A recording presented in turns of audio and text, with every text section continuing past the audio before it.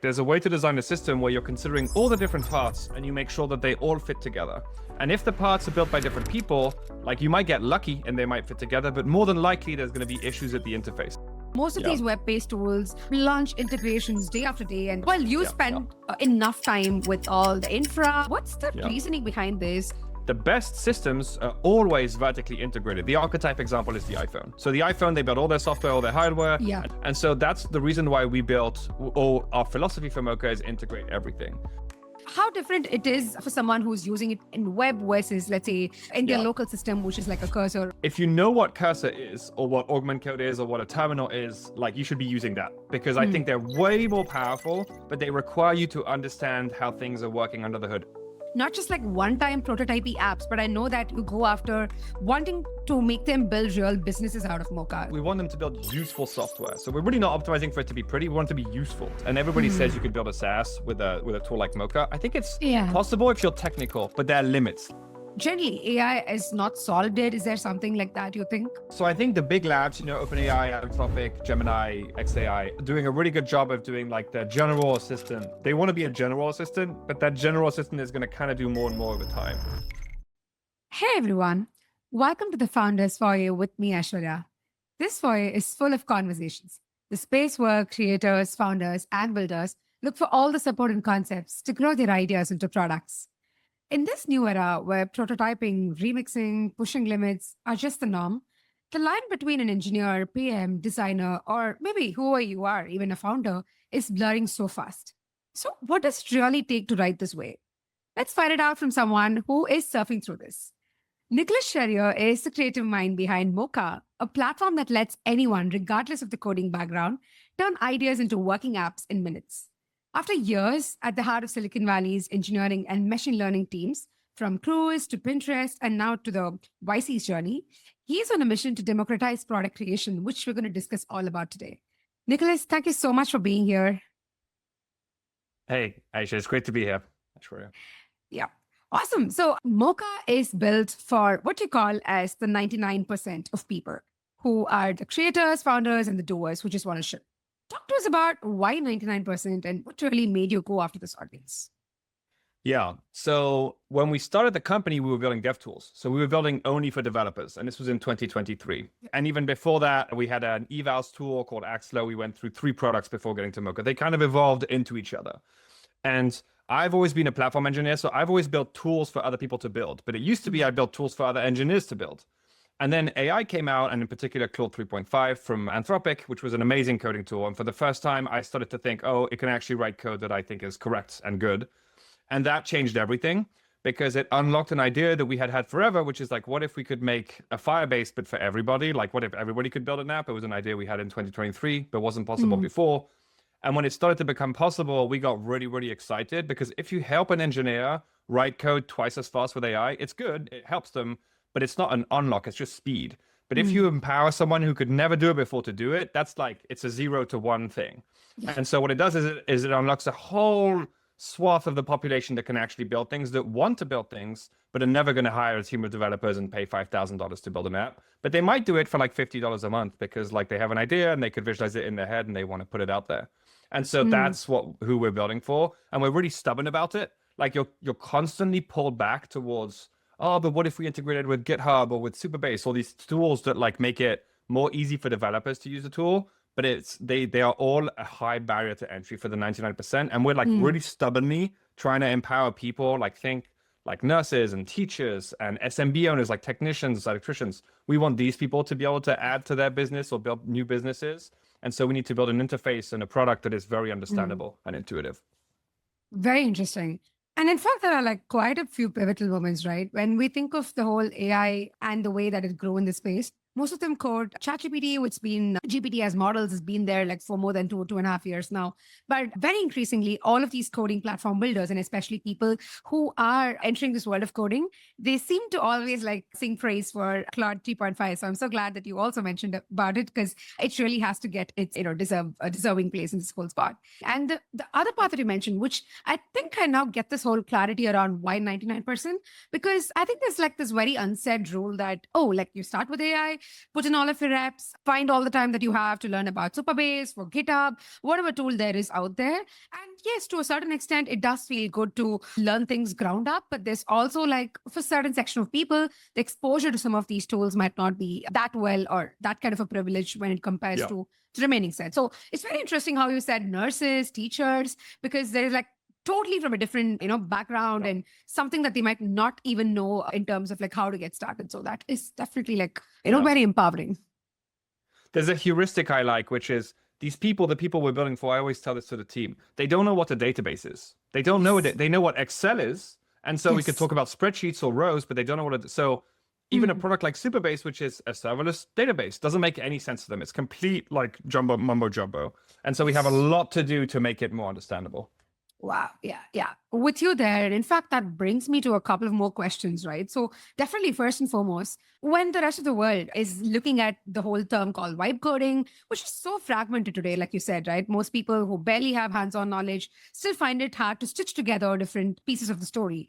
And most of these web-based tools launch integrations day after day. And there's like, like today we've got integration with VZero, today we've got integration with Superbase and a bunch of these tools. Well, you spend enough time with all the infra, all of the packaging. See, what excited me was you said, we package auth, we package backend, the hosting, payments, everything within Mocha, which I think the last time somebody heard without payments was with Replete, right? Because people really thought, like I can just go and everything else is handled. But what interested me was the auth and also the whole payments part. So what's the reasoning behind this? And let's start there because I've got like a ton of things I would love to know from you based on this.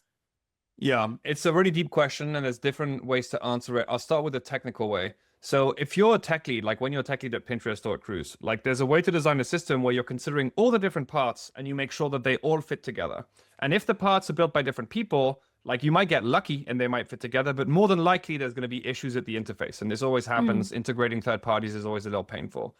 The best systems are always vertically integrated. The archetype example is the iPhone. So the iPhone, they build all their software, all their hardware, and it allows them to build an experience that's like really, really robust and very intuitive for everybody. And that's because they're not depending on like other people or app stores to build a bunch of native apps. Like they build the photo app, they build the main experience, they build the phone, etc. And so that's the reason why we built, or our philosophy for Mocha is integrate everything. So auth, so as I said, our users don't know what a database is. They definitely don't know the word authentication. So they don't even know how to type like I want authentication. They say I want users to log in or whatever. So we need to figure out, we build it in a very opinionated way. So Mocha is very opinionated. You can't come in there with like technical opinions and say, I want it to be built this way. You're the wrong customer. You're not our customer. You should be focused on outcomes. And so they're talking about outcomes. And because we know that, we've built an auth SDK that works a very specific way. And it just works, like it's integrated in Mocha. It's the same with the backend and the API. We teach people as they're using it what APIs are, how to go fetch an API key. We have a little wizard that helps you do it. So we do everything we can to educate and do as much for you as you can. Our mantra is if we can avoid the user from even thinking about it, that's the way we want to do it. Right. No, very spot on. And in fact, that was one of my questions as an add-on to this, which is, hey, like these are users who do not know how to say, like go build this, or even say a step after step should be orchestrated this way, which is technically easier for a person who has built product in the past. So did you have to like fine-tune some part of this journey for them? Because see, well, most of the other editors work for, like break this down, sit and babysit your models, work with them step after step. What was it really like for you to build this? I'm asking from a very insider perspective, like what was it really like to build for an audience that doesn't know how to explain things? And was it easy or tough? What was it? Yeah. So the first thing I'll say is we are not happy with where we are yet with this, because this exactly what you're saying. Like we think that to help a user that's completely non-technical with the product building experience, like you described it, is much more than just a coding part. It's actually refining your thinking, breaking it down into sub-problems, scoping things down, deciding what to build and what not to build. All these things we want to actually bake into the platform to be more than a vibe coding platform and to be what we call a product building platform, which is you design, refine your product thinking, and then build it and then operate it. And so how do we do this? So a trick we have, a hack, is that we've built a lot of products. People on the team have worked at like Google, Groupon, Nextdoor, Pinterest. So we've built a lot of like very high quality like products, and we know we have an opinion on the best way to build products based on our experience. And so we bake that into our agent. Our agent, we literally are kind of treating it as if we were like a very strict project manager in a tech company. And we're like, this is how you think about things. If people Yeah. ask for too much, you have to break it down, tell them what you're doing and what you're not doing, do things step by step. Like if there's something unclear, clarify it.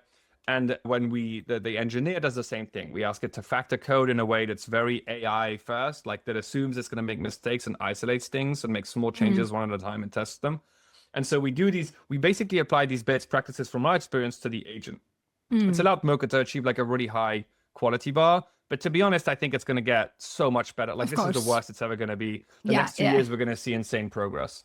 Yeah, no, definitely. And I side with you there because for most of these AI models and tools that we use today, I think all of us as builders, whether we are technical or non-technical, we agree to the fact that what we're using today is perhaps at the 0th percentile of where it should be in the years to come. So with you there, and just to clarify this for even like folks who are listening to this and want to start their journey, right? There's like a ton of tools people talk about, and this all of this that we're talking about is also like agentic from a web browser perspective, but there's also like, tools like Cursor, there's agents like Augment on top of your VS Code editor, which a lot of people now, thanks to these videos and tutorials online, folks are just getting used to and understanding, oh, should I go pick this? Should I go pick this over another one? So when you talk about this very specific narrow problem you're going after, which is, hey, I don't want these agents to just do the job, but build that sort of a training mindset and some sort of a product mindset or a taste into the user, how different it is for someone who's using it in web versus, let's say, in their local system, which is like a Cursor or the rest of the examples that I asked for. Yeah. So we think those are very different. We use Cursor, Claude Code, Augment, all these things a lot, like as developers that are working on Mocha. My heuristic is really simple. If you know what Cursor is, or what Augment Code is, or what a terminal is, like you should be using that because I think they're way more powerful, but they require you to understand how things are working under the hood, at least a little bit. You could be like a product manager who's engineer adjacent, and you could still use them because you know the lingo, you know the terms. But if you don't know what any of these things are, if like you barely know the difference between like Windows, you know Windows and Mac are different. That's about your technical expertise, and you're focused on other things in life, and that's totally fine. Like you're never ever going to consider Cursor, and so like that's really who we're going after. The web is the ultimate like platform to reach everybody. We also try to make Mocha like mobile. You could use it on mobile because a lot of people use just their mobile for first sure. web. And so it's really about like, it goes back to that 99% like audience of like, we're trying to reach the everybody person, and it's just the opposite of Silicon Valley people. Like if you're in Silicon Valley, you're probably not a customer for Mocha. Wow, so if you know about quite Cursor, specific. if you see the billboards, if you know about Augment Code, those are great products. I use those products. I think they're amazing. I don't think we compete. We compete with the web-based ones who are trying to reach like 99% of people. Right. I think we're getting closer to really defining what the 99% means. And it's very interesting. I like how opinionated things happen, and I like the direction that you sort of like mentioning where you're going after, which brings me to actually being very curious about, hey, who are these people? I mean, I get a flavor that these are teachers, these are like staff in a certain bank, or like whoever it is, who is traditionally not from a coding background or even from a remotely like a tech background. But can you give us a few examples of what kind of people these users for you are? And can you share some of these ideas that they've built or some kind of real businesses? Because you're talking about not just like one-time prototypey apps, but I know that you go after wanting to make them build real businesses out of Mocha. So Correct. What did they create and how long did it take? Just walk us through a couple of good examples. Yeah, I love examples because I think they help the most. By the way, you said it perfectly. We're not trying to help people build mockups. We want them to build useful software. So we're really not optimizing for it to be pretty. We want it to be useful. That's like a term we use internally. So a few of my favorite examples because they're so real. We have this guy who's a shower door designer. I think he's in Texas. And his job is like, he designs shower doors. I didn't know this was even a thing. And so you know those shower doors that have glass and they have different metal bits, and you can put the metal bits on different places and the handle, and you can design it. And so he would spend a lot of time with customers designing his shower doors. And he built an app in Mocha just by asking. And I tried it. It works really well. You have this door designer that he built where you like design a door by yourself, and then you submit it and it sends it to him, and he saves hours every week having customers. Do you have a link of that or something? If I have a you link. think, would you mind showing it in the? Yeah, let me. Because I thought it would be great for people to actually like see it. I mean, oh God. Do you want me to like show it right now? Let me make the window a bit smaller. Here it is. So here we are. This is the shower door designer. Ah, cool. And so you can come in, you could pick the inches, you could add a right panel, you could add little details, you could add where the door opens. And so this is something rounded MT, you could calculate your price. And this is basically a back and forth that he would do with his customers. And Right. so they save a lot of time by coming on this, designing a door, saving it, sending it over to him. And this is like a really real example, which is why I really like it.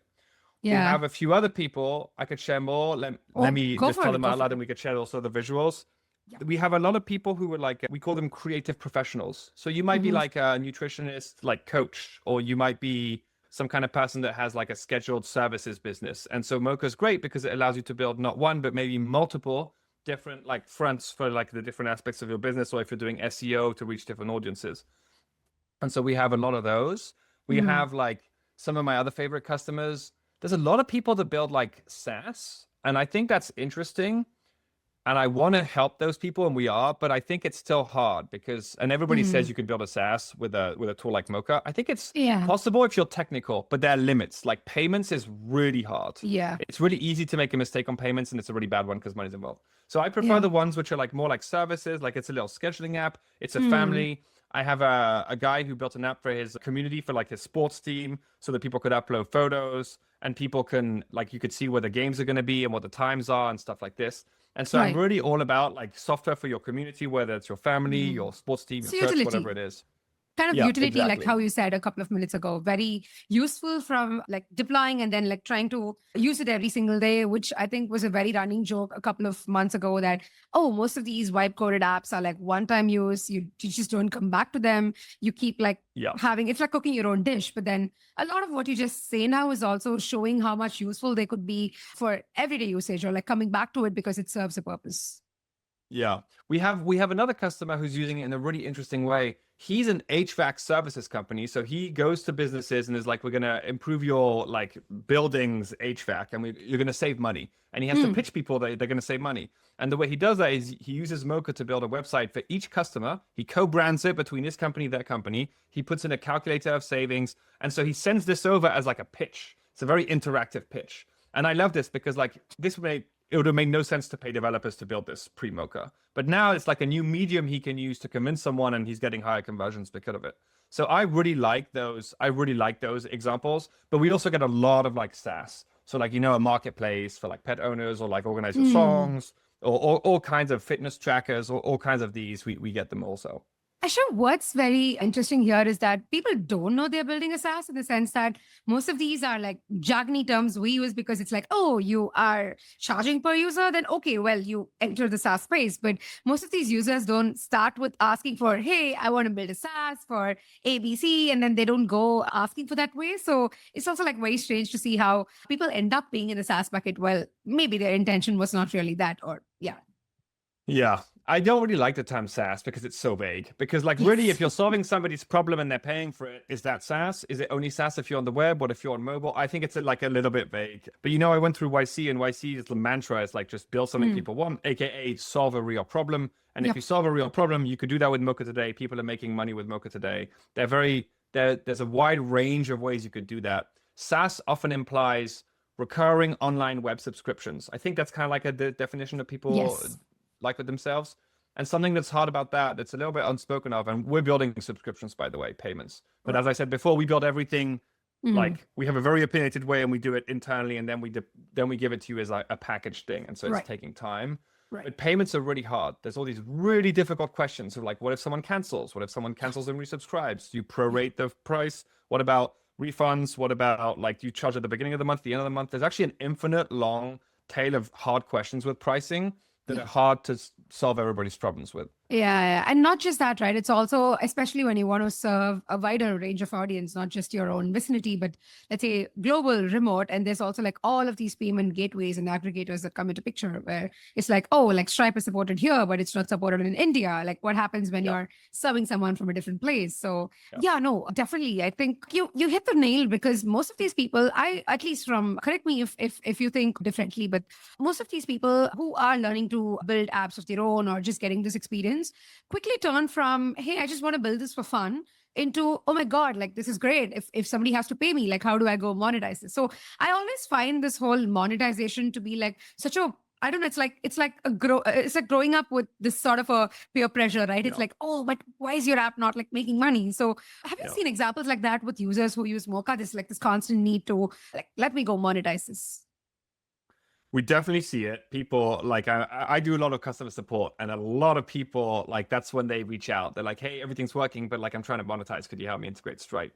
And I kind of try to help them. I tell them how to do it, but I'm very careful because like I tell them like it's pretty advanced. You could make mistakes. I don't want you to make a mistake and like lose money or whatever. But it is a huge moment for a lot of people. I would actually generalize what you're saying, not just payments. People get started with Mocha. Sometimes they come and they're very high intent. They're like, I want to build a thing. I'm looking for a tool. I find Mocha. I build the thing. Okay. But a lot of people find Mocha in a discovery mode. They're like, oh, this looks interesting. And they try it out.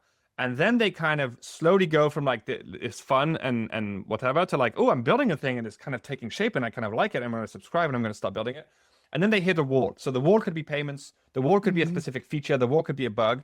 And this is a big challenge with our category. People get super excited. You have this wave of excitement because it's like, wow, I can't believe I can do this. And then you hit basically a bug or a wall.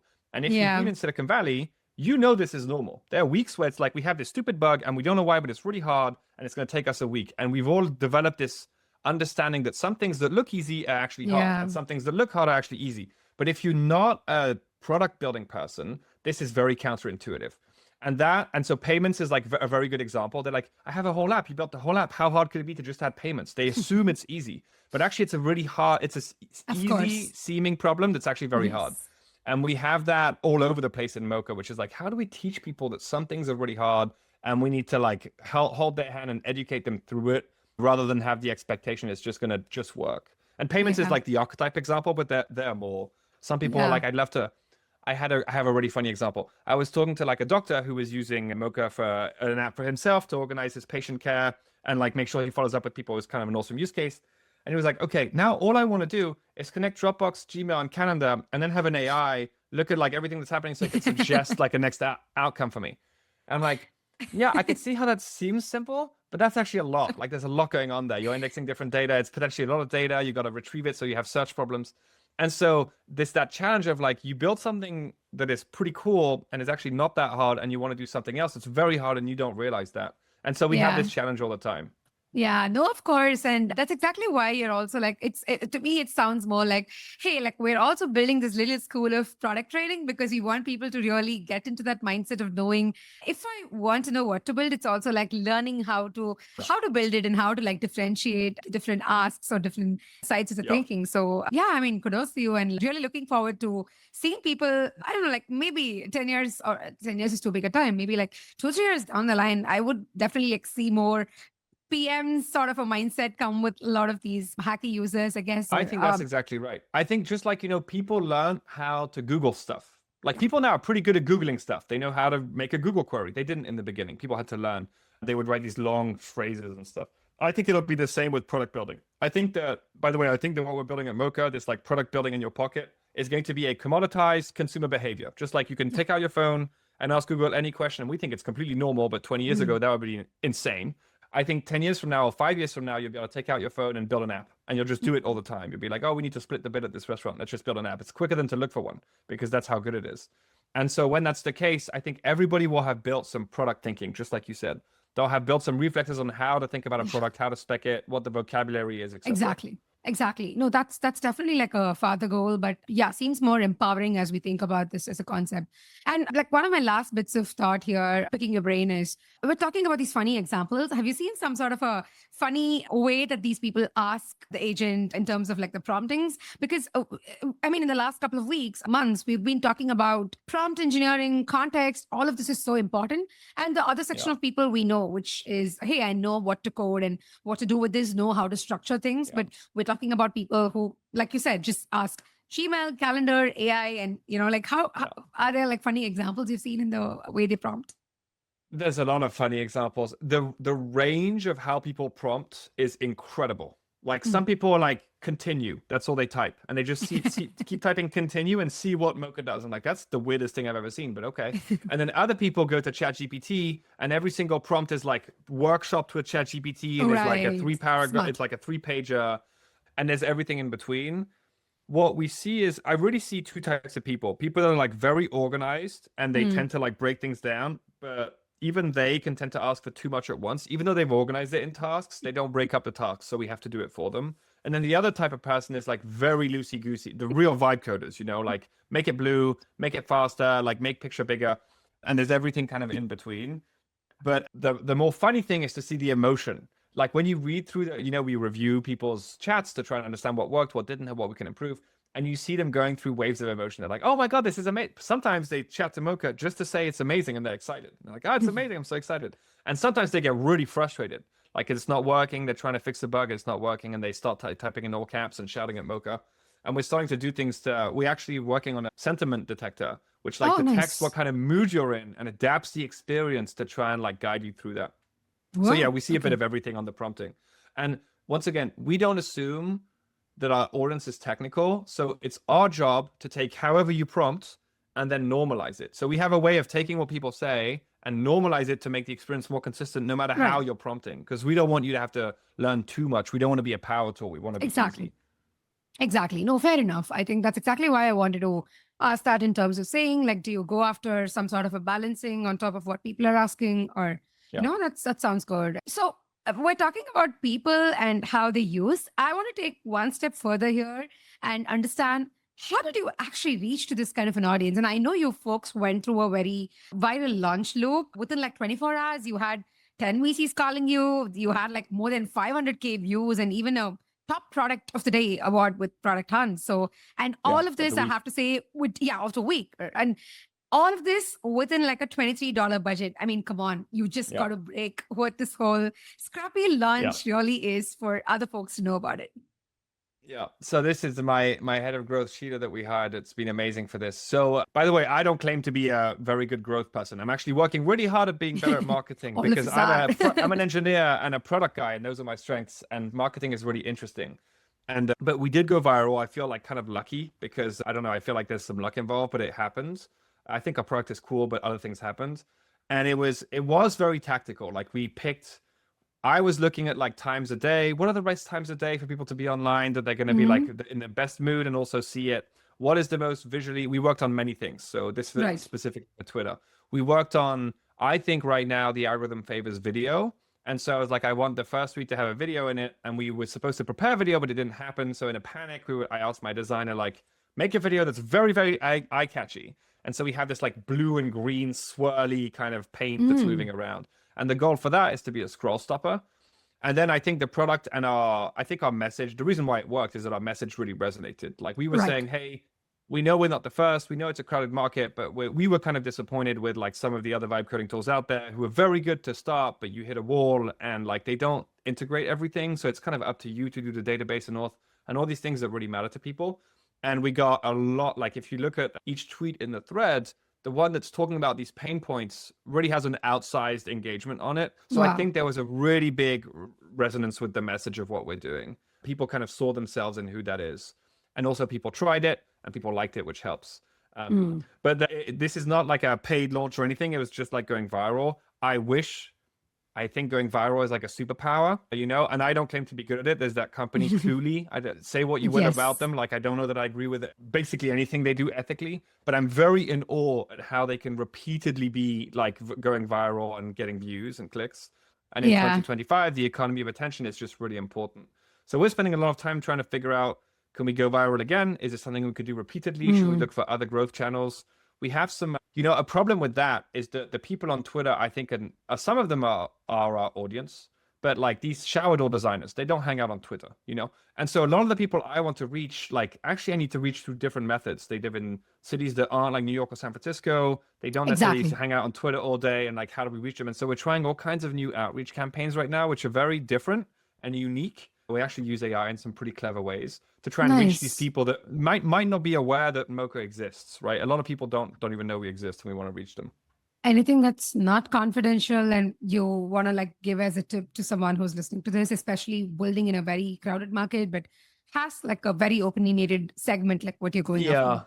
I guess I'll share because podcasts are more interesting when you share information. I think a really cool idea we have is there are things you could, so reaching SMBs is historically very difficult because they're disseminated. They don't have one big channel. It's much easier to just sell software to the Fortune 500. There's only 500 of them. You know who they are. You can email them. The SMBs, there are millions of them. How do you find them? How do you reach out? And the contract you get, which each of them is smaller, so the unit economics of the marketing doesn't work out. AI changes this. You can now use AI to do automatic calls. So we could actually find businesses using AI. We could use Mocha to build websites and apps for them. And then we could show them that by making like a robocall with an AI, and it shows it to them and they could check it out and like they could buy it for themselves if they want and keep using Mocha. So that's like one technique that's very new that we're exploring. And we do a bunch of these, like, I don't know how to call them, AI agent workflows, maybe if I'm trying to be buzzwordy. It's really AI unlocks new ways of reaching people. So we're exploring those to tell the world about Mocha. Nice. I think the first one that you explained is traditionally in SaaS, how people call is account-based marketing. It's like going after accounts, but then using some sort of a very wordy or some sort of old school technique to go reach out. But this is so cool. Like you can basically like show and tell. And I think with AI, we are at a pace where show and tell really works instead of just going and telling. So that sounds so cool. I mean, like 50 companies and then 50 different examples you can show them. So wow, kudos to you and your growth team, and really excited for some of these techniques to play out. But yeah, like I largely agree with your sentiment in terms of I'll always have this question of, oh my God, like it's $23 the budget, but well, it takes what it takes. But yeah, I'm glad that you got to do it. I feel like $23 is not taking into account the work. So that's like the deployed dollars, but like there's a lot, it's like a week and a half of work of prepping. And also me texting every single friend I have and being like, could you please help me with my tweet? And so like there's a bit of that going on. So we're calling it favors, which you don't put a dollar count on a favor, but like there's so much thought in it. No. Working in early stage, building something in early stage, I can totally resonate with you in terms of like picking friends, asking them to like look at the tweet or, like do anything that it takes to support. So yeah. As a founder, I've really embraced my cringy side. I have no shame. I've been asking people for favors for 2 years. People are very patient with me. I appreciate all my friends. Yeah. No, it's good time to be in tech, and it's also good time to be building for people who could potentially have their foot in the door with tech. So yeah, like more power to what was happening through. Cool. One other aspect, Nicholas, that I want at least the founders who are building in this space of AI agents and tools to share about is the whole concept around how consumer pricing for AI tools is built on. Most apps today slap like a $20, charge, and right, wrong is something we can always like argue. But what makes me more curious is I think ChatGPT was the initiator of all of this because there was like this convenient rate that they were looking for. And I think in one of the latest podcasts with Lenny as well, Nick Tully, who heads ChatGPT, was sharing about his technique of how they actually arrived at the $20. So it's also like not rocket science, but then what they found is the most convenient in terms of like, method of figuring it out. But as new models emerge and people's behavior change towards building software, how do you think this would stick? And what's your take on the whole $20 thing? And how do you think pricing patterns would change and affect both at a consumer or a user level and also at a tool builder like you at your level? Yeah. I think it's a really interesting question. So it's the week of Friday, August the 15th. And there's actually been 2 articles last week about unit economics in like the vibe coding space. One from The Information, one from TechCrunch. I was actually quoted on the TechCrunch one. I think that it's not spoken about enough. For my category, which is not like ChatGPT, for my category, the unit economics are very bad right now. You basically are either neutral or negative if you're building a good agent, which means the business is not viable unless something changes in the future. Now, I think that's actually a pretty safe bet. Everybody's assuming the models will get cheaper and faster in the future. And we're seeing this in the data. They tend to get like basically twice as cheap or more every 6 to 12 months. And so we're expecting more of that. But there is the $20, I think there's a few reasons why. First of all, I've been in tech for 15 years now. I have never seen anything like I wasn't here for the web rush, so that's probably why. But I've never seen anything like this startup, like emulation. How many people are building in AI? I went through YC. The amount of the number of young entrepreneurs building an AI startup is phenomenal. It's just like in the thousands. It's huge. And so what does that lead to? That leads to competition. And lots of competition removes pricing power. So as soon as a category has PMF and like some companies stop making it, they don't stay alone for very long. There's immediately like dozens, maybe 100 of other companies that come into the space and crowd it. And what does that do? That removes pricing power unless you have a strong moat. And because AI is so new, very few people have moats. Moats take time. And so that just means that the pricing, everybody's pushed to the bottom. And so Mocha should cost more money. I don't think $20 actually makes a lot of sense, to be honest, both in terms of the value we're providing and our Yeah. costs. And so I think it should probably be like $100, but right now nobody would pay for that, and a lot of the competition is at 20. So we're forced down, and that's kind of okay because VCs is subsidizing the growth of AI as a whole, and we know this, and it makes innovation happen faster and adoption happen faster. So you should see it as like subsidized growth. So Right. another way to say everything I just said is the pricing makes no sense, and I do not think it's in its end form, but that's okay because it's allowing us to develop and diffuse the technology really quickly, and the costs are going to go down, and the pricing is going to adapt. Just like Uber used to be $5 to cross San Francisco in like the growth years, and now it's like 25. It's like, the market found the price. I think it'll be the same, and it'll probably still take a couple more years. There's a lot of fun stuff happening, and I don't think anybody wants to see the innovation stop, particularly the venture capitalists who are seeing companies just explode, and so they want to keep trying to find them until it stops. Yeah. No, 100%. And I think that's a very fair enough answer. And from what I hear, it's also like, hey, that especially if you are building in a very similar space or you're looking at charging for these models, don't go break your head over pricing because there's already a narrative that's being set around it, while you can use all the energy to go build your moat or like figure out what else can you do at your site to get your balls rolling. Yeah, but there's been some scandals recently on pricing. Sorry, I'm going to keep going on it because I think it's super interesting and a little bit under discussed actually. But Cursor, for example, was completely heavily subsidizing their growth. They had a $20 plan that made no sense. I was building Mocha. I knew what it cost to pay Anthropic like they are to do AI coding because we're doing the exact same thing. And they were offering like 15 times more credits for $20. And I'm neutral or negative. So I'm like, these guys are just bleeding money. They probably have a discount, but they're still bleeding money. And so it turns out that recently they were like, yep, we're actually 10xing our costs. And if you're on the $20 a month plan, you get hardly anything now, and you got to move to 200. So we're already seeing the pressure hit. And that's a big difference. 10xing your price is like really, really intense. Yeah. And so also to add to that, right, there's also like backslash of users at that point in time, because at a tool builder level, there's this whole, like now I find the market can normalize. But Reddit and all of these places where users go and talk about, there's like a super backslash in terms of like, hey, sorry, but then why are you doing this? And I completely agree. And I like the correction personally. So I'm a technologist, and I really care about good software, doing things right.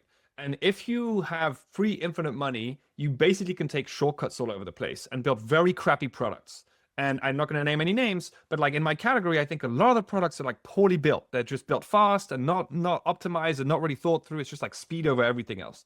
And I think it's important to build elegant, well-designed systems because that scales. Down the line, it means you could give savings to your users. You have better reliability, better costs, better performance, all of this stuff.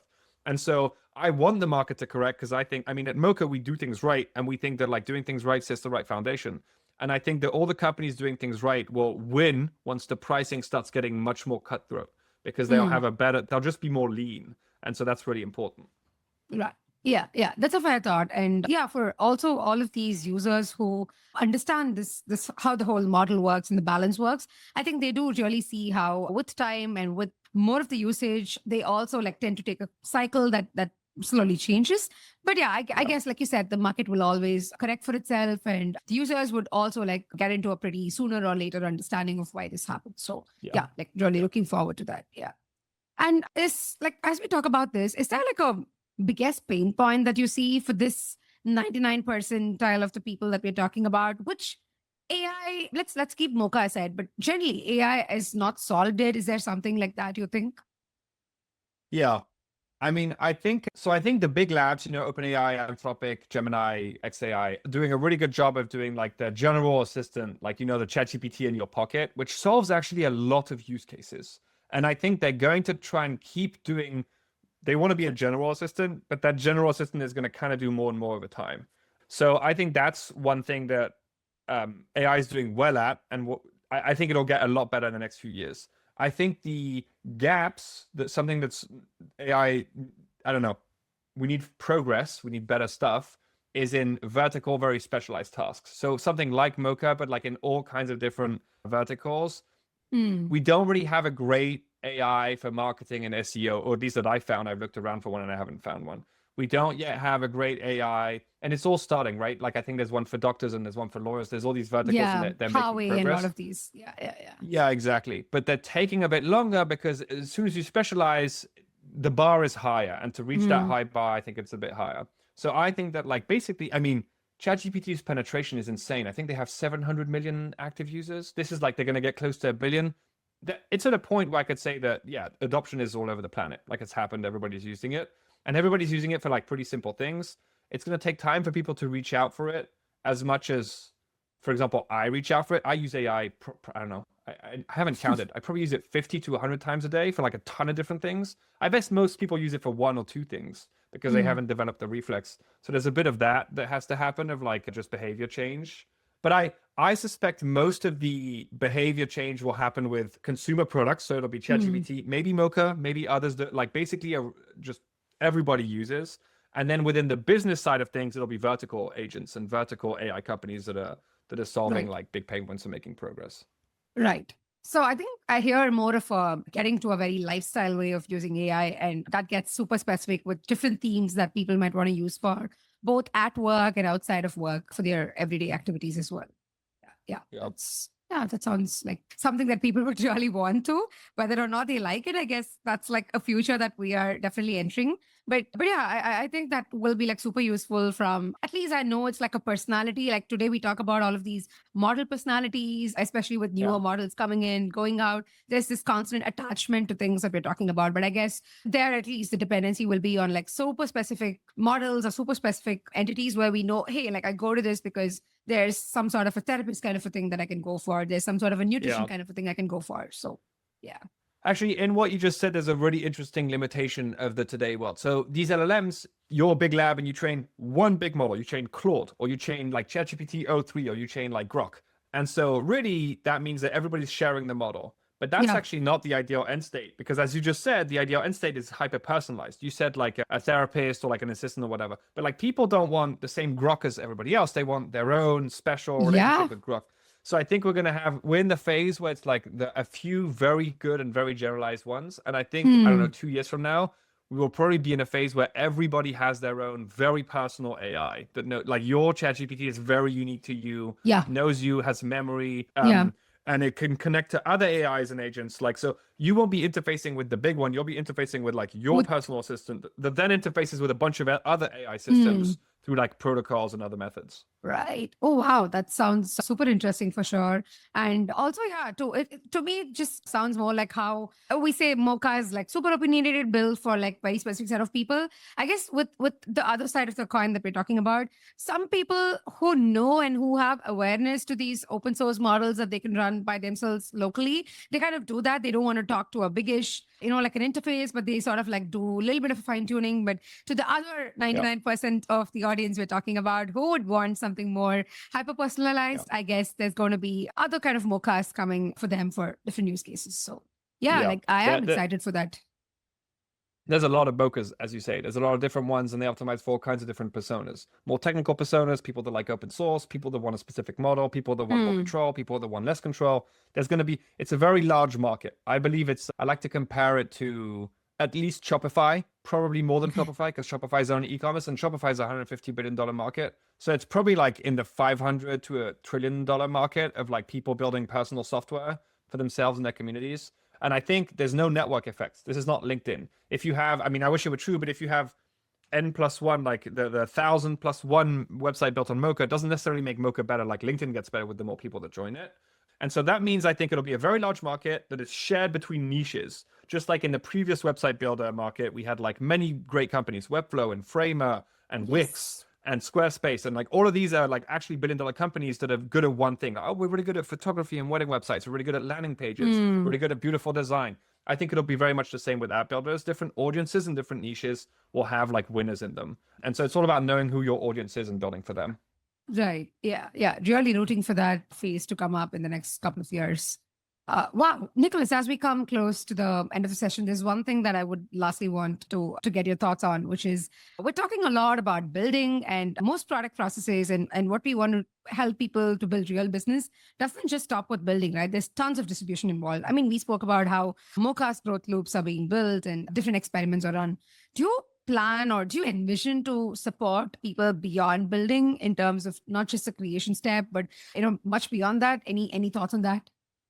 Yeah, 100%. So I have three important thoughts on this. So first of all, next week we're launching Spotlight, which is like you can launch on the Mocha platform and get people discover you, and you could win like on a competition weekly to get discoverability. So that's the first thing, is like we're literally building for this, and that's like step one of many things on our roadmap that have to do with helping with marketing, SEO, distribution, and helping people know about your project.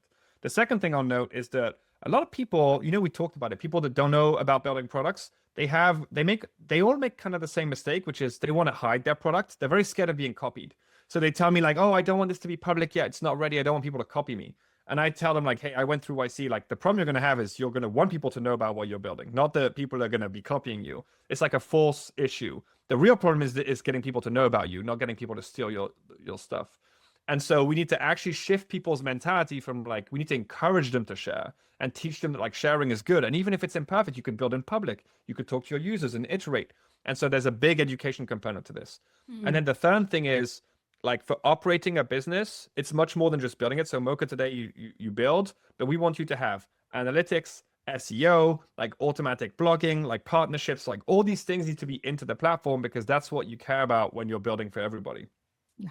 There's a future I envision that I'm really excited about where the web decentralizes a bit. So we invented the web, it was super decentralized. And then in the 2000s, 2010s, really a lot of the software was built by like 20 companies in Silicon Valley. It was like Facebook and Pinterest and Reddit and like Google, and you would spend 80% of your time on the internet within a walled garden of one of these people.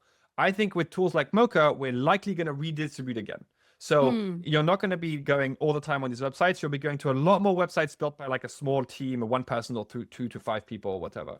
And that's really, really exciting. And we need to rebuild tools for discovery and for search in that world. And so like that's part of what you just asked, like it's a distribution problem. Yeah, no, all of that sounds great. And what I really like about this is very systematic in the sense that it's not like saying, oh, we want to go after like a very grand dream and then not do any of these steps today. But I like how it's broken down into chop. There's like first step, there's also like a second thing, and then eventually like there's a phase that we want to go. And like what the other thing that I think is very likely out of this as an outcome is what used to always be very super high defined career stream or high defined set of activities to do by only like a certain set of people is now being very democratized. And that's not just with creation, it's with a lot of distribution as well, because I was always considered, and we just spoke about it a couple of minutes ago, that like I'm new to marketing and I'm trying to learn what it really takes to distribute this. I guess it's going to come down to a point where just as how creation became like super democratized and everybody and anybody can create an app,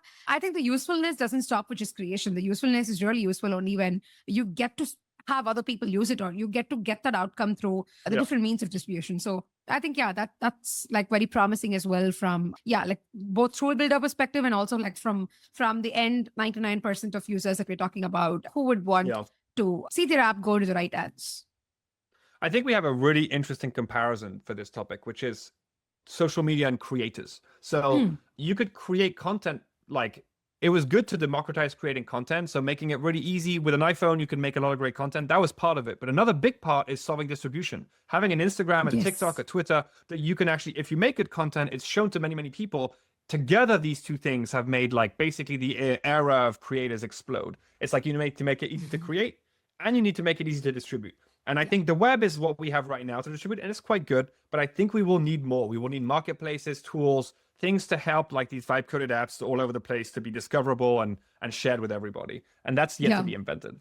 Yeah. I was funnily talking to a friend a couple of months ago saying that, but why should, some of these vibe-coded apps or whatever in the new age of AI kind of apps, why should they be like, built for marketplaces or play stores or app stores of the past? Like, why can't there be like different ways or different forms of distributing? Like, why should I go and break my head over paying some sort of channel cost and then putting this out on app store versus, hey, like, is there another place that someone can actually go and benefit out of this? So yeah, I mean, like definitely good questions to explore and maybe like good themes to build on.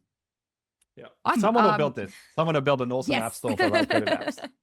Yeah, and I think we're not too longish enough to see that live, because as we're speaking, there would be somebody who's already vibe coding that, or there's already something that's existing that we've not discovered yet. For sure. There's definitely something that exists. Oh, there always is. Yeah, there always is. And yeah, I mean, like at the end of the day, ideas are not new, but the way we want to get those ideas out there, that's definitely like the novel part of the whole work, right? So yeah, I am pumped up for everybody out there like us who are, building, who are creating things, putting it out there. Just more power to all of them. Nice. Awesome. Thank you so much, Nicholas. It was fun having you on the show. And we had like so much of details that we discussed, not just with respect to Mocha, but I loved hearing your opinions. As someone who's building in the AI space, it's always good to understand the whole pragmatic approach to how you're looking at the kind of future that we are built in, and also see if there's some sort of, like you said, the opinionated takes, because I think we need more of that now when the whole neutralism is taking over in terms of like thoughts and in terms of like things that are being out. So I'm so glad that you shared what you shared today on the show. Thank you. Awesome. It was awesome being here. Thank you so much, Aishwarya. Thank you.